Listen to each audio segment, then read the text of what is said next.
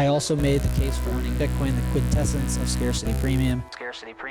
It's literally the only large tradable asset in the world that has a known fixed maximum supply. By its design, the total quantity of Bitcoins cannot exceed 21 million. Bitcoin is the hardest money that has ever been invented. If you don't have my private key, you cannot spend my Bitcoin, period. And this is the power of Bitcoin. It's the first time we figured out how to create true property that you can take possession of with full custodial rights. Hey, what's going on, everyone, and welcome to another solo rip, number 32 to be exact, here on the Talking in Bits podcast, where we continue to mine block after block and continue pushing. And a little bit later on in the show, I actually want to talk about how everybody takes a different road to success and how sometimes building it out slow is actually going to help out in the long run as opposed to scaling up fast. That's actually a good segue to remind y'all that the solo rip is just a side chain of Talking in Bits. The main chain, I just had Dhruv Bansal, co-founder of Unchained Capital, on, where he was explaining the same exact thing. And if you notice, Unchained Capital is actually literally poised for success in the current state of the market and the current buffoonery that's happening in the market. And there's a reason for that. There's a whole background for that. So check out that episode, that main chain episode with Dhruv. You won't be disappointed. It's one of the better conversations I've ever had. And I want to tie that into here, Talking in Bits, a little bit later on, and why I feel that Talking in Bits is successful when others may think that it may not be. I also got some news tied to that. But before we get into that, appreciate y'all as always. Back for another one. And I'm going to start off with the boosters, the value for value, your peeps, the heads, the tribe, the delegates, the voters, whatever term we want to use. You know who you are. You guys are helping keep this show what it is, keeping it ad-free, keeping it censor-free, keeping it whatever the hell it needs to be, with nobody impeding on the progress that we're making and what you guys want to listen to, which is nothing but signal. That's all I want to offer, is nothing but signal. And whether those guys want to admit it or not, whether your favorite podcaster wants to admit it or not, they have to be careful what it is that they say, because they're getting cuck bucks and they're getting boost and they're getting all this other stuff from the people that they're shilling to you. So because time is valuable, because there's a boatload of Bitcoin podcasts out there, because you spend your time with me and you don't have to spend your time with me, I'm not going to waste any of your time shilling anything, even if I use it or not. If I talk about it, it's just going to be a topic.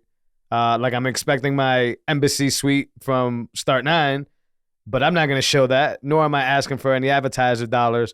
I'm just going to use it, and if it sucks, I'm going to let you know, and if it's amazing, I'm going to let you know, and that is pretty much what you guys are used to from me. It's nothing but blatant truth. So let's get started here, showing some love here. I'm going to start with, from the very top of the list here, the Wild Hustle. Continue to come back, continue to show love to the show. I appreciate the boost, man. Keep doing what you're doing. Hey, I'm going to try. I'm going to do my very best, especially when I got loyal and avid listeners such as yourself that like the signal and want to see me improve. Keep those boosts coming, Wild Hustle. I appreciate it. And let me know who you want to hear on the show. Let me know what you want to talk about, and I'll make sure that I get that happen. Rage as fuck, another loyal listener. Appreciate you. Great job on Simply Bitcoin. Cool to hear the collab. Hey, man, it was cool that Nico and company had me over there. Mr. Robot set that up. I appreciate Mr. Robot for that. I do want to bring up something about that conversation later on when I tie the end of this episode together. But overall, love what they're doing over at Simply Bitcoin. And thanks, man. Thanks for listening, and thanks for supporting great content. I appreciate you, man. I am Robot. Mr. Robot. No, I am Mr. Robot. My fault. I read that wrong, good sir. Hey, man, I appreciate you. You boosted in small steps in becoming more sovereign indeed. Love these rips. Love giving them to you, Mr. Robot. Although you hear me rip all the time personally on the phone. We rip to each other all the time, and we have that personal relationship, and I appreciate it. And even though I can't get the stupid Anchor app, which I'm going to rewire to be more value for value oriented, especially when I get this embassy suite, I do appreciate what you are doing with the mid journey. You and Observant, I appreciate what you guys are doing. I know you guys showed me love and you sent me some photos that I could possibly use on the show. but wonk wonk. Anchor's not letting me do that. But if you guys are listening, follow Mr. Robot, follow Observant. They're loyal fans, cool ass people in real life. I consider them friends in real life, and they're doing really cool stuff with that Mid-Journey, feeding that computer some awesome bullets, I guess is what you would call them. Just, the conceptualization of whatever you want to see, and watching that damn AI do its thing is always fascinating. But I appreciate y'all, and hopefully in the near future, Mr. Robot, we're going to be able to get some of your guys' art here on the show and show you guys some love for that. So don't think I forgot about that. I just can't do it because I post this on Anchor, and Anchor is a fossil company. Let's keep it going. Ethic Investment. This is a new listener.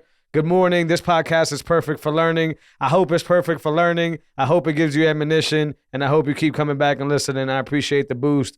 The Wild Hustle again. Constructive Rip. Got to get on Start 9 and Seed Signer.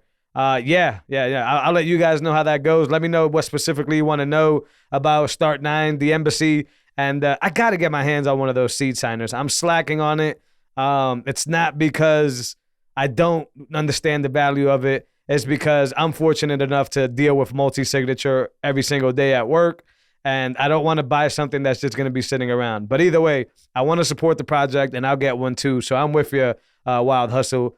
Fiat Bad, welcome back to another episode. Appreciate you. The Seed Signer episode, you like that? Thanks for not being afraid to get technical. Hey, man, my origins, if anybody's ever listened to these older shows, which is a trend, by the way, some of you guys that were listening to the older episodes all the way back to episode 4, which I appreciate it. I'm actually I have a technical background, right? Like I used to code Android apps. I've always been invested in tech. I came into Bitcoin on the tech side of things. So although nowadays I'm kind of more just generally ripping, that's because I used to have a co-host where I could focus on the technicals, and now it kind of got to be broad. And like I always say, don't want to take up too much of your time repeating stuff. So I appreciate that, Fiat Bad. Let me know specifically what things you kind of want me to cover. Once again, I do work with multi-signature pretty much every single day, XPubs, quorums, all that good stuff. Let me know what you guys want me to talk about, and I definitely would love to get into a technical conversation or have somebody that can help us with that. Dr. Jones Klaus, back for another week. You love that Gigi episode, so did I. I don't think it's going to go too much time here before I ask Gigi to come back on the phone, on the podcast, because Gigi's always fascinating. And Gigi's one of the thank-a-maxis that I had last week because I appreciate Gigi that much. Gene, boost. Gene is like chief booster, man. I see you going around everywhere and boosting some other podcasts that I produce. You're boosting Talking in Bits. You're boosting. I appreciate you, Gene. I appreciate the love. Dr. Jones, Klaus, again, you love Keith and Seed Signer. I think we all do. I think we got a lot of value out of that episode. That's it for the boosters. As for the streamers, Rage as Fuck, Gene, Patar, I am Mr. Robot, Ma21MO, The Wild Hustle, Raw BTC, Fiat Bad, Idea Slut, Dr. Jones Klaus. Idea Slut is funny. Dr. Jones Klaus, Dirty Jersey Whore. I saw you back on episode 4, man. I'm hoping you're loving that early content. Ethic Investment. I think that's what it was. I said ETIC. Ethic Investment. Irasan, welcome. And Identity 913. Appreciate everybody that's showing love to the show. Once again, you guys keep this ad-free, sponsor-free, and without y'all, we would be cucking for cuck bucks, and we don't want to do any of that stuff. So let me get into some of these topics here. I got some big ones, but ultimately I want to tie this at the end with a little bit of how I see Talking in Bits being successful and how others may see it as not being successful, along with a little bit of news that I think I'm going to have the meeting for this week. So I think that's going to be pretty much closed, and I can't wait to announce it. I've been holding this one for a little bit. So let's get into it here. The first one is the big one, Casa. Oof, Casa. I don't think nobody was expecting this to happen. But Casa announced a few days ago that they're gonna be doing Ethereum cold storage? I don't even know what the hell ETH heads call their cold storage. I'm sure it is. Don't even know how it works. don't even care. But I'm very, very surprised that a company that involves Jameson Lop would go this route. And if you ask me, and I don't have any inside opinion on here, I don't know any facts about what was happening inside. This is what the market is doing to a lot of companies. A lot of companies are feeling, all companies are feeling the blunt of this market and this drawback and how hard and difficult it is to not only, to the Bitcoin price, but to liquidity as a whole, right? To get funding. And if you ask me, this is a complete guess out the blue, I'm going to go on a limb and say Casa basically needed to do this ETH move in order to get some investment, fulfill some investment promises, and be able to get some capital to stay afloat. Listen, I'm not a genius here, but when you spread yourself thin, you end up having to have shitty code, shitty products, and non-ethical behavior. Ethereum by itself is not bad. My problem is that they were already doing multi-signature the wrong way. Sure, a lot of people, maybe even you that's listening now, basically thought, Casa's great. I'm a Casa member. I got multi-signature. But listen, anybody who's teaching you to have one of your private keys on your mobile device is already practicing the wrong way. It's already educating people the wrong way. One of the very basic Bitcoin 101 rules that most people seem to forget, but is the reason we have air gap devices, is you do not expose your private seed to an internet connected device. I'm not going to fake the funk here and try to act like I'm a Casa member and I tried their flow. I don't. But once I heard that one of your keys can be, because I know Casa does offer you not to do that, but the fact that they allowed you to do that, to me, always put a sour taste in my mouth. And I always thought they were practicing multi-signature the wrong freaking way. And I believe somebody told me that they even let you know that you could shred your private key by like deleting it from your phone or something like that. What the fuck? So now, with Jameson Lop as what I consider a maxi, and historically a maxi, and not to say that title went away, because I'm not in the business. It's not just Jameson Lop making decisions, it's other people making decisions as well. Now you're going to have the nerve to pivot into Ethereum. Well, that means now you got to focus on a different type of code base, on a different type of customer clientele, and that doesn't serve very well for your Bitcoin. So your Bitcoin product. So what's the fastest way to lose Bitcoiners? Easy. Drop an Ethereum product. That's very easy. I believe Kevin Stoneham, co-worker at Unchained, is the person that say that. And, competition is competition, but it's also sad to see because we need competition. Competition is a good thing. Competition makes us better as a company at Unchained and anywhere else. You need people to bounce ideas off and to compete against, not just watching your competition shoot itself in the foot. So I saw a bunch of people posting kind of how I feel about it. Rest in peace, Casa. We'll see what happens here. If you're an ETH head, wake the fuck up. But if you're an ETH head, this might be good, man. You might be able to get that ETH that's worth nothing, or that's a shitcoin off of an exchange and be able to actually cold storage it. So maybe for the Ethereum crowd, this is a win. And maybe that's an opportunity that they thought they should take, right? Like, hey, we'll help the Ethereum people take this worthless shitcoin and protect it. I don't know about you, but I don't want to protect things that don't mean shit. So that's a backward strategy. Rest in peace, Casa. Don't know where it's going to go, but that's a massive, massive oof. Massive, massive oof. All right, cool. So now we're going to bounce around here. I don't know what happened there. Back to the FTX thing, which continues to become bizarre. I'm super upset that this fucking SBF dude is walking around doing these fucking interviews, being respected as a fucking god in crypto. And literally this dude stole millions and millions of dollars from unsuspecting users, maybe even you listening to this show. So FTX says users will get 100% of their money back. Fam, how do you know that? Stop talking shit. I hate it when they fuck up and then they lean in on the buffoonery. You're leaning in on the buffoonery, man. You don't know that. You're not in control of that. And if that happens, good for the users, but shame on you for even getting it done. I'm really, really upset, and as many freedom maximalists are, that Russ Ulbricht and many others, Eric Snowden and these guys are basically like exiled or in jail forever. You name it, man. There's so many of these people out here, and here this fucking guy goes walking around in the Bahamas doing conferences. It's just an example of how clown world we've gotten to in this place. But I did want to point that out. That supposedly, according to, what is this? Mr. Will, I don't even know how I got this to show up in my feed. FTX users will get 100% of their money back. Don't trust the cronies. Don't trust the liars. Don't trust the cheats. This is where Bitcoin saves us. If we just stack, we hodl, and get away from this nonsense. I'm going to cycle through this stuff pretty damn quick, y'all, because I actually want to get to my point a little bit later on, which is a little rant that I got on what success is. So what next topic do I got here? What's another one? Max Klein. Oh, yep, the SBF dude. Just pulled Dylan LeClaire posted this, and it's basically just a small video, 10-second video, and I put it in the show notes of this Deal Book Summit from the New York Times, basically applauding the SBF dude, like if he was some type of god and did something good. This is crazy.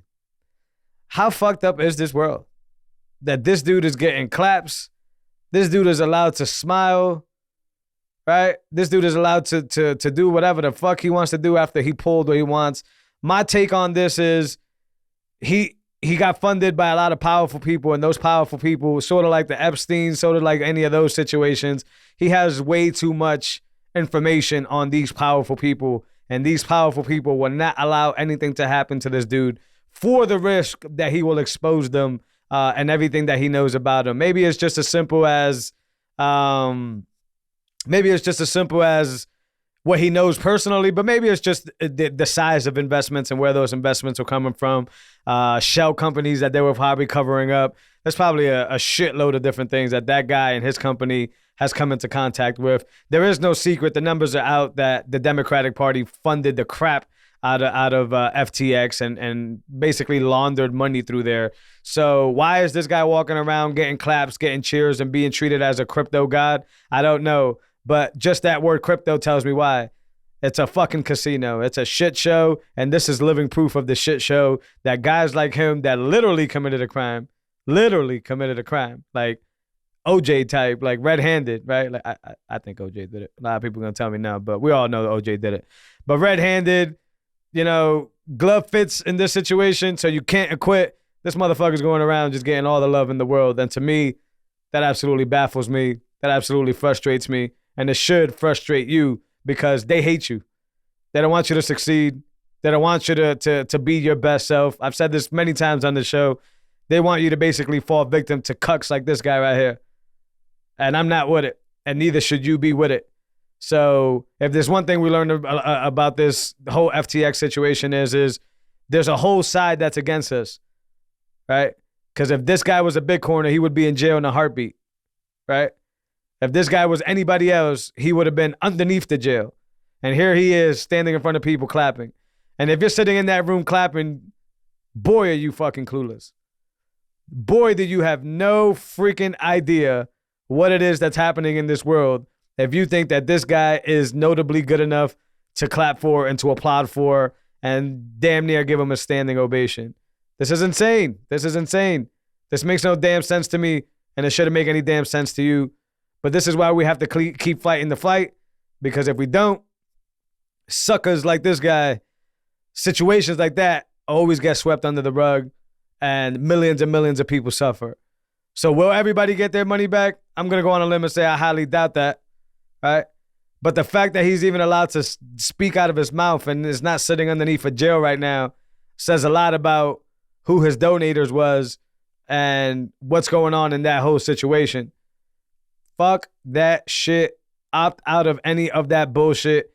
Opt out of any of that nonsense and save yourself from being in the whims of this person. I hear stories day in and day out, not just necessarily from FTX, but from BlockFi, from all these companies. I even heard a story where somebody went to pay their BlockFi loan the day before they went bankrupt. They literally paid off the loan, meaning they submitted the money, the wire, in order to cover that loan.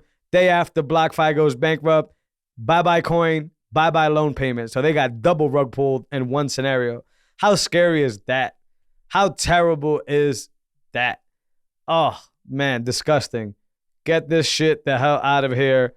Let's hold custody of our coins as the only thing we have left, because in this fiat world, there's nothing in it for anybody but white makeup and a red nose. If you want to be successful in the fiat world, you have to embrace the rainbow wig. You have to embrace the red nose. You have to embrace the white makeup on your face. And you might as well get the freaking shoes, and you might as well go get the little car so all you and your homeboys and your homegirls could get inside that freaking car and entertain the world. Because all that is happening, that from what I see, is a lot of comical relief that underpins non-comical things. A lot of people being hurt out here, a lot of people suffering out here. But boy, does the clown world continue to double up. Right? And we talked about Parker with Texas hedging. Boy, the clown world is Texas hedged, man. They think they're absolutely right, and they just keep doubling down. They just keep doing what they do with no remorse and no recourse. And then the funny thing is they expect you to just sit around and act like you can't see it, right? Like you don't know what's happening. No, you're full of shit. You're wrong. You're this. You're that. Oh man, I don't know why this is happening. This is the only time in my lifetime that I can see that, where they're up to no good in front of your face, and then they just want you to kind of just like act like it's not happening or that you're not seeing it. Newsflash, we're seeing it. And with the age of social media, we're seeing it a lot more than you guys want us to see it, which is why you're all backpedaling. That kind of goes into what happened today. A conversation I had on Simply Bitcoin a few days ago about bullish on Elon posting about the universal app, right? That does payments, that does video, that does... Man, I got no faith in that Elon dude, bro. I think Odell posted today the truth. The new moderation system of Twitter is basically just tweeting at Elon and saying, please unblock me or unlock my account. That's the new moderation tool. Now one dude is sitting there and everybody here LARPing, acting like this dude is going to save the day because he did X, Y, Z, and because he's that. Is it better than it was under the previous regime? Sure. That was a sloppy regime. We all know what type of buffoonery they were up to. But is it going to get any better with Elon? I don't know. I'm not putting too much faith in that. The Bitcoiners are building better stuff. The Lightning devs are building better stuff. And will we have the scale of Twitter, the millions of users of Twitter? Maybe not right away, but we will once everybody starts to wake up. Once everybody starts to realize that one guy is just one guy. And once everybody starts to realize that even if you think he's on your side, he's not. There's a reason he got to the place that he is right now, and it's not by being friendly to people. It's not by caring what people think. It's by tooting his own horn and doing what he needs to do. He or they or whoever actually blocked Fountain today. That's right. Fountain Podcast, where we stream sats and where you're probably listening to the show right now. They got blocked on Twitter today. Were they released later on? Sure they were. But why the hell did that even happen to begin with? Because everybody's putting all their marbles on Elon. Everybody's going to pay their little $8 to get their little blue check. And here Jose is sitting in the background saying, I fucking hate social media. But how are you going to scale, Jose? I fucking hate social media. But how are you going to let people know about your show? Easy. They'll find out about it because the signal always wins. You build out slow and the signal always wins. And that's what I'm expecting here for Talking in Bits. Am I going to build slow? Absolutely. But with the boosters that I continue to see week in and week out, and with their trust that they're going to share the word in the signal, I don't have to worry about being on any of those platforms doing any type of cuckery behavior and waving my ass around metaphorically for anybody to follow the show. You either dig the show or you don't dig the show. You either hear about the show from a friend that tells a friend or you don't. I am perfectly fine with any of those scenarios because I don't need to answer to anybody. I just do this because I enjoy doing it, and I do this because I want to contribute to the greatest thing that's ever happened in my lifetime, the best revolution that's out there, and that is Bitcoin. So no trust in Elon. a lot of trust in the Lightning developers and what they got building, and we will figure this out just like RSS feeds and Lightning figured out this podcasting thing. We're getting closer and closer to figuring out this social media thing, and those big giants, Twitter, Facebook, those guys will disappear in a heartbeat as soon as we make this shift over to a new way of doing things, right? Give a shout out to Zion. I heard Justin talking over on the Meat Mafia guys or whatever, and he was explaining how they're trying to tackle this problem in itself, and they're having good success doing it. And I'm very bullish on that situation. So speaking of value for value, I got this from Pod News. Dystopia and Albi, shout out to Albi, announced a partnership to integrate value for value payments for podcasters. You see, why do we care what Elon is doing? Why do we care what Instagram is doing? Why do we care what Twitter's doing when there's so much other really good news happening that's freedom related, that's Bitcoin related, that's, censorship resistant related? Screw all this stuff. Focus on the real signal, and the real signal, I promise you, is not what Elon is doing with Twitter. All right, now I'm going to get to my final point here. So this is not going to be a diss to Nico, not at all. So I hope nobody takes it as that. I actually appreciate that he had me in front of his audience, but I want to be transparent. And afterwards, I don't know where he got his metric from. I don't know where he got his number from. Maybe he just Googled it and did some regular stuff. But he was basically asking after the show, hey, man, with the quality that you have on your show, you should have a lot more followers. You should be streaming a lot more. Then he went on to give me a bunch of great tips for how to scale, which I appreciate. Thank you so much, Nico. And I love what you guys are doing at Simply Bitcoin.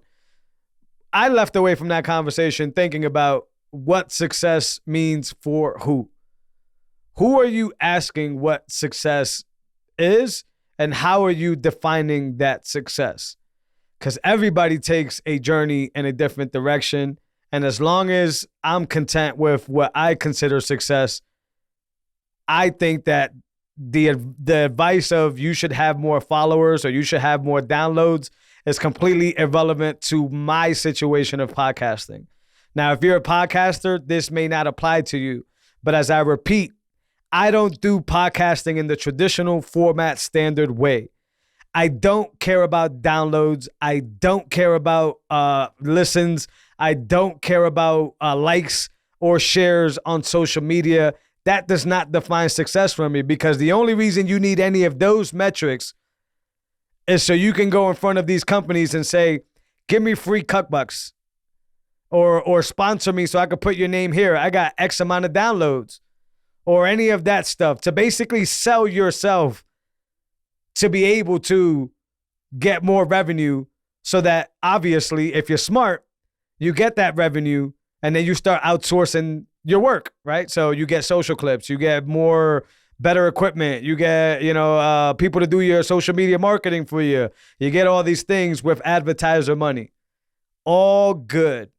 Not for this guy right here. I fund myself every single step of this way.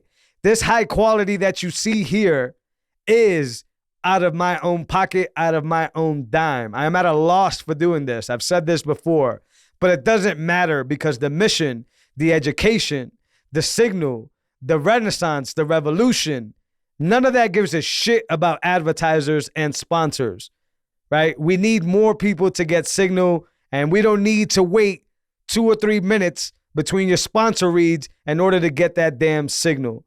So define success. Somebody who has 1 million listens, maybe 250,000 downloads, right? That's successful. You want to know what I find success? Having a tribe of listeners that continue to come week in and week out and make the intentional decision to separate from their Bitcoin, to give value through me, through sats, to be able to make that decision and say, this show is so good that I'm going to give away the most precious asset of all time. I've told y'all, this is the voting mechanism. So everybody else can have their whatever X amount of downloads and listens and likes and their ad sponsor money and their revenue. You want to know what I'm going to keep doing it? I'm going to keep doing this for the people. I'm going to keep not wasting y'all time.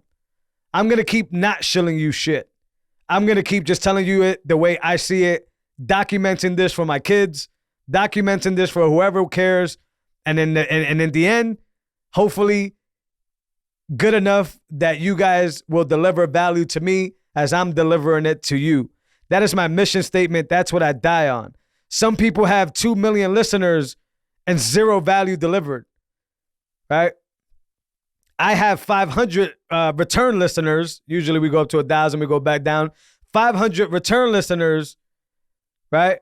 With over 2 million sats stacked on value for value since this summer. That's signal. That's value. That's what I am doing this for. And when I help these other podcasters that you're probably listening to, and when I produce their shows, and when I edit their shows, we all do it on a value for value standard. So I'm educating other podcasters how to release their speech and how to censorship resist their speech and how to get true value from their tribe instead of relying on shaking their ass for these companies and the old podcast model of things. So to sum that up, I'm never going to be like y'all. Talking in Bits is never going to be like y'all. But you want to know where Talking in Bits ended up? Being home-based out of TFTC Studios here in the Bitcoin Commons in Austin. Yeah, that's right. That's the announcement, y'all. TFTC is going to be the home base, TFTC Studios, I should say. Shout out to Marty. Shout out to Kaylee for running the Commons. Shout out to Parker for believing in the show and the vision and all the hard work that we do here. And because of all that, you would ask me this a year ago, I would have told you crazy, especially when I split from my co-host and I couldn't figure out what I was going to do with this show. Here I am, and hopefully, I think this is pretty much a done deal, so I'd be damn if it goes backwards, but we're going to have the final meeting to be able to make sure that Talking in Bits is home-based in the great TFTC Studios where Rabbit Hole Recap is recorded, where TFTC is recorded, and now where the future of Bitcoin podcasting will be recorded, and that's Talking in Bits. And the Meat Mafia guys, shout out to them as well. So, big news. I asked the question again, and you guys can leave the boost here in the bottom and let me know what determines success for you. We all take a different path. We all get to success in different ways. And what I walked away from that conversation with Nico is, boy, this guy is good at what he does. Boy, did he just give me some good actionable information for scaling possibly. But boy, doesn't he understand that I'm not like that breed. Boy, doesn't he not, and many others don't understand that I'm not trying to compete with these other Bitcoin podcasts because I'm not trying to do what they're doing. I'm doing something completely unique. And call me a lunatic, I think I'm going to win. And I think I will win. And so will many others, as long as they adopt this new way of doing censorship-resistant media. And that's value for value. That's asking the listeners, how much value did you get? Please provide it. As opposed to telling the listeners, let's take a quick short break for me to talk to you about nonsense. And hey, man, I love these products just like some of these people do. Don't get me wrong. But I would never do that to y'all because time is precious and you don't need to waste your time, right, being sold on some other shit that then if it backfires on you, I'm going to have to now say, well, they were a sponsor, but you got to do your own research. Nope. The value that you give will always come to making the show better, to making the equipment better, to making the stories better, to making the guests better. And I'm not playing on the same court as everybody else is playing, or mostly everybody else. And that's what I walked away from that conversation. I appreciate you guys. This is why we do what we do. And this is why, even though I'm a little bit under the weather right now, and even though I couldn't get a video out right now, I'm still here on this microphone, making sure that I serve my purpose to y'all. And that's to be consistent with what I bring to the table and quickly go through some news events. Because that's another thing. I'm not going to talk to y'all about news events that 900 million Twitter posts have flooded your feed with. I'm going to tiptoe around things, and then I'm going to expound on bigger things. That's what I do here. And on the main chain, I'm going to bring some of the smartest people on, some of the most humblest people on, so that they can share their value with you. And I'm going to do that favor for you. You may not know Drew Bunsall. You may not know Gigi. You may not know Keith Mukai. You may not know Eric Kaysen. You may not know anybody that's on the show that I've had on. But through me, you'll be able to get a relationship with them. Through me, you'll be able to hear their thoughts and be the fly on the wall, as they like to say. So let's keep this train going. I'm not changing anytime soon. Matter of fact, I'm going to improve, especially with the home base now being the great TFTC Studios at the Bitcoin Commons. Until next week, y'all, you know where to find us. Value for Value on Fountain, Breeze, and any of the other Value for Value podcast apps. Caster.io, there's a bunch of them out there that I've really got to experiment with. I'm waiting for my Embassy suite to basically really take this decentralized podcast into the next level and possibly host my own RSS feed inside of my own node. More of that to come, more news to come, more growth to come. I'm winning regardless what they say and regardless what the metrics say. I'm winning because you guys tell me that I'm winning week in and week out. Bitcoin TV, not this episode, no video, but that's where you can catch the 4K content. That's where you could go back in the library and listen to any of the great episodes. And if you're not on the Bitcoin standard, as I like to say, of media, then you can go check us out on the legacy outlets. I hear you there and I see you there as well, but I wish you were on the other side. Until next week, y'all, take care.